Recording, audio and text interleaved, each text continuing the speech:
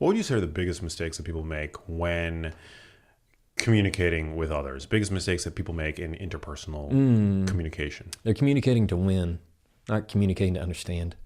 Too often they feel like if they have a point that they want to make, then you have to understand that point. You have to take and adopt that point, not tomorrow, now.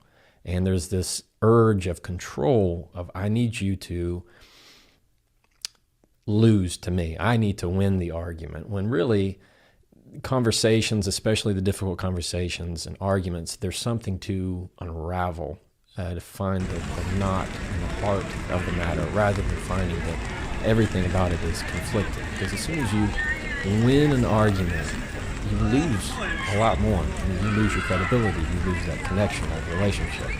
If you and I are in a bad argument, and I throw that cutting word at you so I can win just for that moment, well, I mean, what'd I do? You won. Congratulations. I've now won awkward silence. I've now won contempt. We still have to probably communicate with that person in some way, to work with them, live with them. And that feeling of, I finally gave that good zinger, it lasts 10 seconds. The next day you're going, why did I say that? Now you regret. Now you have to apologize. So that win you thought you wanted isn't what you needed after all. You're so right. One of my favorite videos of yours, you share with people how to best apologize, which sounds like it would be so self-explanatory, something just like hardwired into, our psyche, but there's actually like a method to it. So how do we best apologize? Well, it's more difficult than you think to do it in the moment. That's the hard part. And I break it down really into 3 bite-sized steps that anybody can implement. And one is, it's the apology. This is the easier part of, I'm sorry, I apologize. It's as simple as that. 2, it is telling them how they feel is reasonable and justified. For example, let's say the first part is, hey, I'm sorry that I said that. Second part is, I understand how that could be upsetting, or you're right to be upset by that. You're acknowledging how they're feeling, because that's really the key, is you have to kind of agree and acknowledge of, hey, how you feel is absolutely okay. It's not can you just get over this? It's the acknowledgement part. And last, third, is showing some kind of future step. In other words, you're showing that, hey, we're going to switch this in the future. And it might be that I understand now that this is important to you, or I'm going to make sure I don't bring up this topic again, or in the future, I'm going to do X, Y, and Z. That's the only way you learn, because there's always those people, Max, that when you apologize and they apologize to you, they're going to do it again. Yeah. Yeah, it's they don't really mean it. But when you have some kind of future plan of action, it's showing that there's kind of a completion of the circle.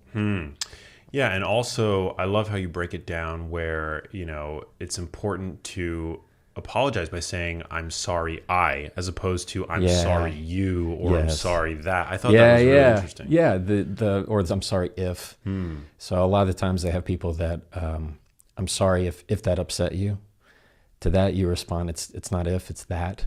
It's a lot of the times they want to make it conditional. I'm sorry if I hurt you, as if they don't know that it did.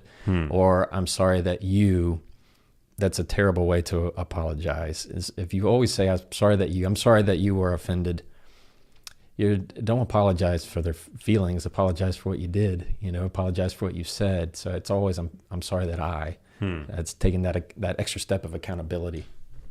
What is it about your background as a lawyer that has given you such a unique skill set? It's a little bit of mix of my own personality and law. Like law school teaches you how to read the law. It doesn't teach you how to read people. And so I think some of that is just a natural inclination of my own personality. If I were to say what trial experience does as an attorney, meaning you're dealing with litigation, parties, courtrooms, hearings, is that it allows you to see the conflict. It's very easy to kind of, instead of being right up in it, it's that power of detachment of I can see the communication happening while I'm talking to that person as if I'm watching it from a movie. And having that wherewithal helps you go, no, this is how I need to tweak this. This is how I need to prepare this. Because when you're dealing with that difficult witness on the stand and you have 12 jurors who are watching a judge, a bailiff, and court reporter, you're not just thinking of your next sentence. You have to think of how it looks in the entire picture. What's it going to make not just that person feel as you would in regular communication.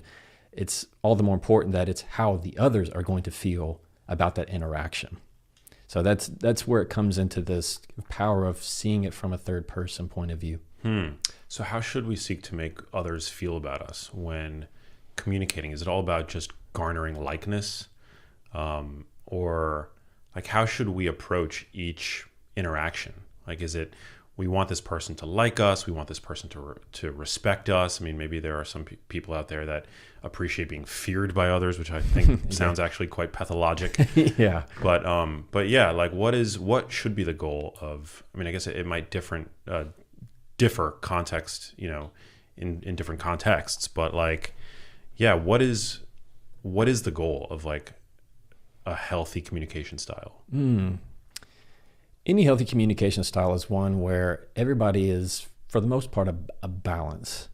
So there's not too much pressure from you and not too much pressure from me. It's not that you want everybody to like you. Now, that's an innate thing, I think, within all of us. Like when you meet somebody new, meeting you for the first time today, there's always an intrinsic part of me is I want this person to like me, vice versa. And how you communicate, to me, the only way to do that is to be as authentic as possible. When somebody is trying to be somebody they're not, we sense it. Like when somebody's on the stand, the jurors have a sixth sense of if that person's being genuine or not. You can see that on social media. Somebody does a post and you go, there's something about this that feels off. It feels fake. They feel like they're trying to gain maybe sympathy, or maybe somebody is faking an emotion. Anytime you try to pour icing too much on somebody, if all I did was just compliment how great you were and how wonderful you are, sounds good for a second, but then you go, that's the more you say, the less I believe. Yeah. And there's this element of, something about this is a facade, a surface of some sort. And what I teach and what I outline in the book is when you want to communicate truly, it's all about path of connection. Instead of always seeing things as a conflict, it's a way to connect to somebody. And you do that by, one, saying things with control. I mean, you're controlling your not just your own body, but acknowledging and being able to recognize the symptoms in other people.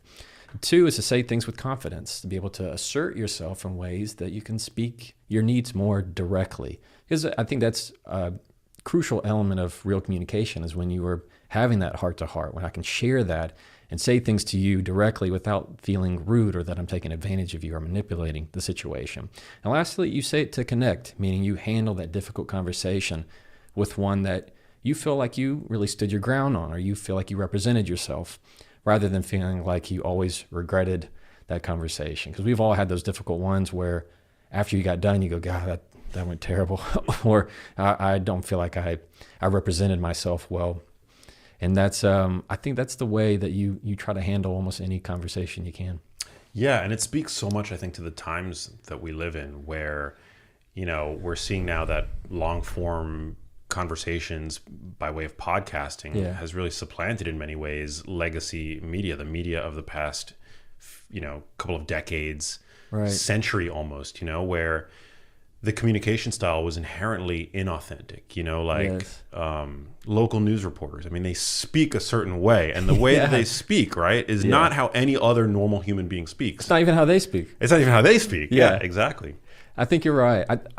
I believe that when COVID hit, it changed a lot, because you saw people for who they were. You saw people just posting from their phone, hair all messed up, just rolled out of bed, messy bun, the whole thing. They're just real. And slowly, I think we're transitioning more to wanting to see the real, not the polish, not the fake, the facade. They truly want to feel that. I mean, a lot of your most followed creators that are not celebrities, they don't have, if you see ones of somebody putting on their makeup, right? I mean, that's what a lot of women do, and it's real. Or guys that are just getting done with some kind of workout, or they're talking about kid stuff. It's people are looking for the real. Same in communication. They just want the real. If you enjoyed that clip and want to see the rest of the conversation, you can click right here. Or if you want to see the latest episode of the Jefferson Fisher podcast, click right here, and I'll meet you there.